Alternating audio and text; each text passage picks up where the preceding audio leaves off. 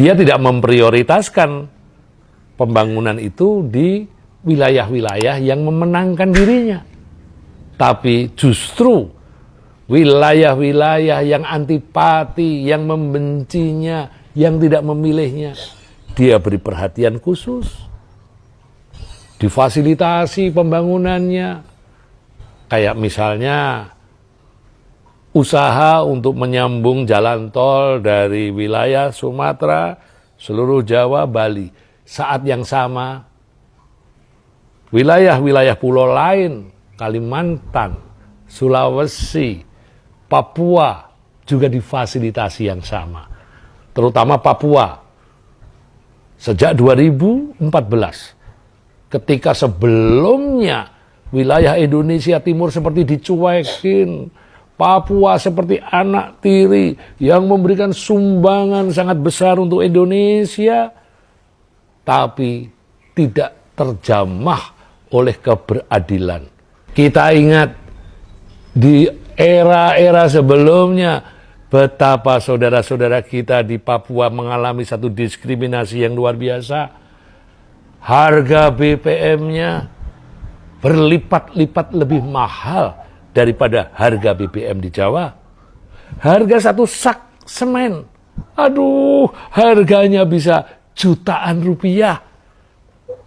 Ini benar-benar tidak adil. Belum lagi harga-harga bahan pokok lainnya. Pak Jokowi membuktikan mampu membuat harga BBM sama di Jawa maupun di Papua. Harga semen sama. Maka sewajarnya lah jika saudara-saudara kita di Papua dan Indonesia Timur pada umumnya sangat mencintai Pak Jokowi, Presiden Indonesia kita ini. Karena mereka merasa dimanusiakan, diuwongke, menjadi bagian dari Indonesia kita ini. Tidak terdiskriminasi lagi.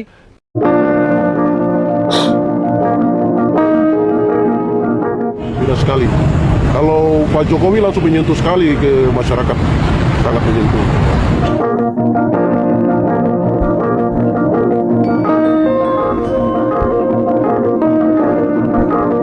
Terus terang saja saya sebagai orang Papua, saya juga mengucapkan terima kasih banyak sekali untuk Bapak Jokowi.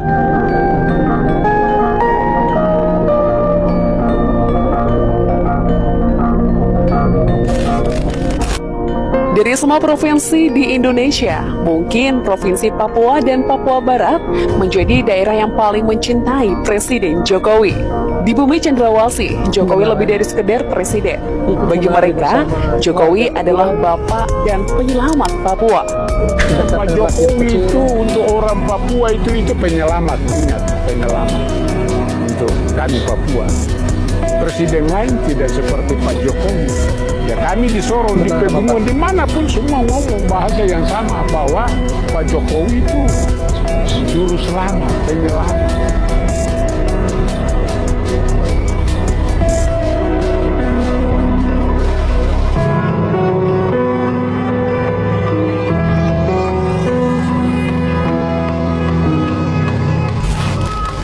Rasa cinta yang dirasakan oleh masyarakat Papua dan Presiden Jokowi sangat tulus dan murni. Hanya mendengar nama Jokowi saja, mama-mama Papua akan meneteskan air mata yang tak bisa dibendung. Tentang Pak Jokowi, ini air mata, kenapa air matanya berair-berair ini? Kenapa mama sedih sekali kalau bicara Pak Jokowi ini? Kayak mau menangis ini. Ini air mata semenangis ini. Mama cinta mati sama Pak Jokowi ini. Ceritakan aja mama, ceritakan dia apa mama? Ceritakan mama. Ya baik. Jadi yang sama orang ini berlihat keadaan seperti ini.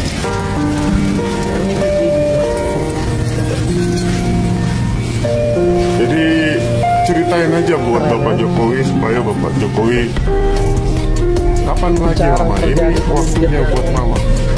Sangat disayangi. Ceritakan aja sambil menangis, silakan aja. Keluarganya.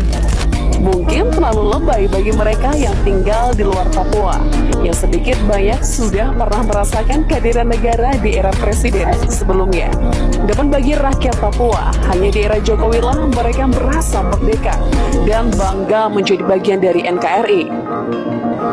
Artinya kita bisa kedudukan dan kita bisa merasakan merdeka di tanah kita sendiri. Walaupun ini bangsa yang besar, tapi itu yang pada tahun-tahun yang lalu memang ada segelintir orang kan ingin merdeka karena memang tidak ada pembangunan yang terjadi di tanah ini. Tapi sekarang mau bicara merdeka tidak, sudah ada pembangunan. Sudah cinta. Dan itulah yang harga mati.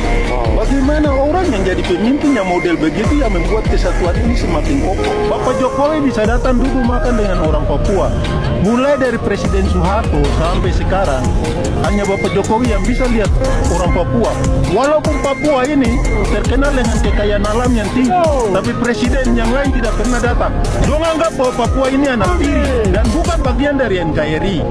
Tapi hanya Jokowi yang rasakan bahwa orang Papua bagian dari republik ini. Itu di situ ada rakyat, di situ ada Jokowi. Jokowi tidak memandang kau suku bangsa, kau keret dari mana, kau faham atau bangsa suku apa, tapi Jokowi adalah satu-satunya anak bangsa, anak yang percaya kepada ideologi bangsa ini, anak yang lahir dari wilayah Solo, sekalipun kami orang Papua yang kulit hitam, rambut keriting yang ada di kawasan matahari terbit. Seorang presiden yang pernah datang ke sini hanya Bapak Jokowi, Presiden Republik Indonesia inilah yang pertama kali menginjak bumi di perbatasan. Kita ingin rakyat Indonesia yang berada di pinggiran, di kawasan perbatasan, di pulau-pulau terdepan, di kawasan terisolir, merasakan hadirnya negara, merasakan buah pembangunan.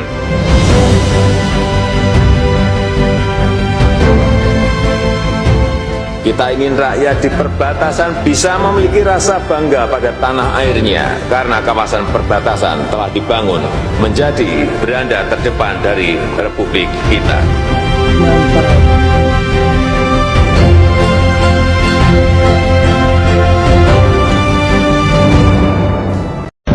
Ayo dihabisin.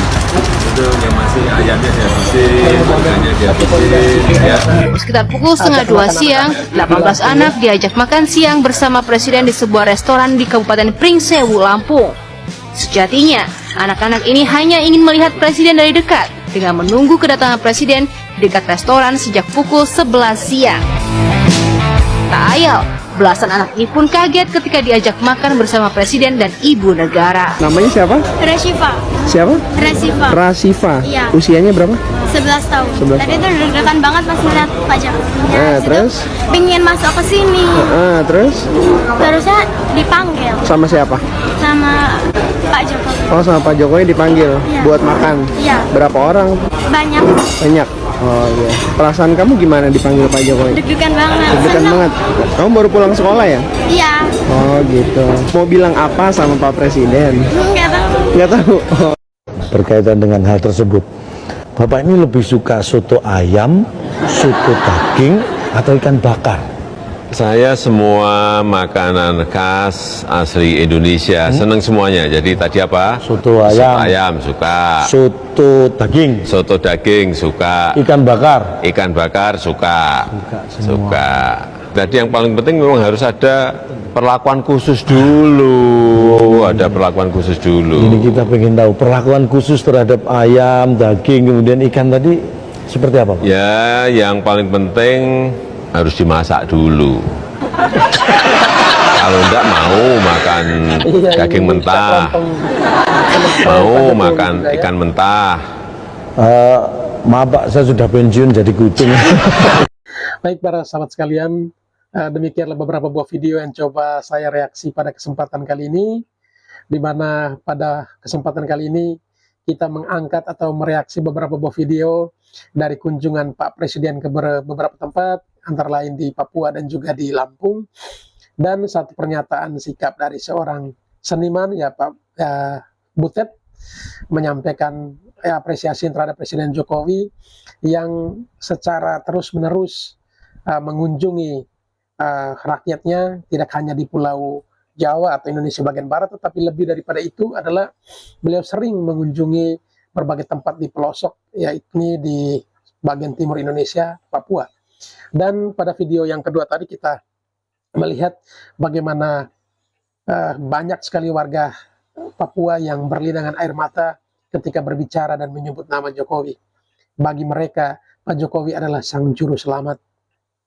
Sang juru selamat sebagai orang Kristen tentu tahu bahwa sang juru selamat sama halnya seperti Tuhan Yesus Kristus yang senantiasa memberikan pelayanannya kepada orang-orang kecil, orang-orang hina, dan hal itu telah ditunjukkan oleh Presiden Jokowi. Sekalipun ia lahir di Pulau Jawa, dia tidak membangun dengan sistem Jawa sentris, tetapi lebih daripada itu beliau membangun secara menyeluruh atau Nusantara. Dan kalau berbicara Nusantara tentu tidak hanya Sumatera dan Jawa, tetapi seluruh pulau di seluruh Indonesia ini. Ya, kurang lebih 17 ribuan pulau, dan bahkan Papua, yang menurut orang Papua tadi mereka menyampaikan bahwa dari Presiden Soeharto hingga saat ini, mungkin Pak Jokowi saja memberikan perhatian lebih terhadap warga Papua. Dan ini bukan sesuatu yang dibuat-buat oleh warga Papua, tetapi memang kenyataannya demikian.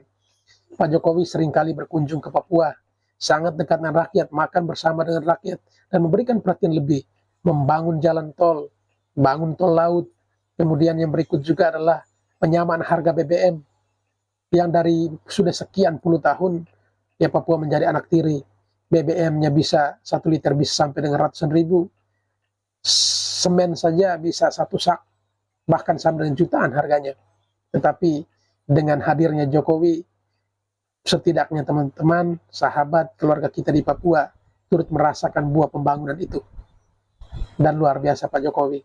Baru kali ini kita lihat dan saksikan seorang pemimpin yang sangat dicinta rakyatnya, lebih-lebih rakyat kecil, karena bagi mereka Jokowi adalah sang juru selamat. Dan untuk menutup video tadi, ada sedikit video kocak ketika Cak Lontong mewawancari presiden. Dan ternyata kita punya presiden yang satu ini tidak hanya jago dalam membangun Indonesia ini, tetapi juga ternyata jago humor juga. Bahkan seorang Cak Lontong sekalipun bisa kena prank dari Jokowi. Ini luar biasa ya.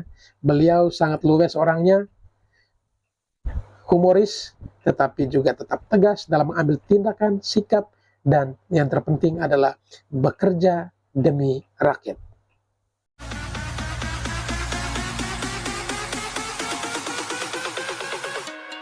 There's nobody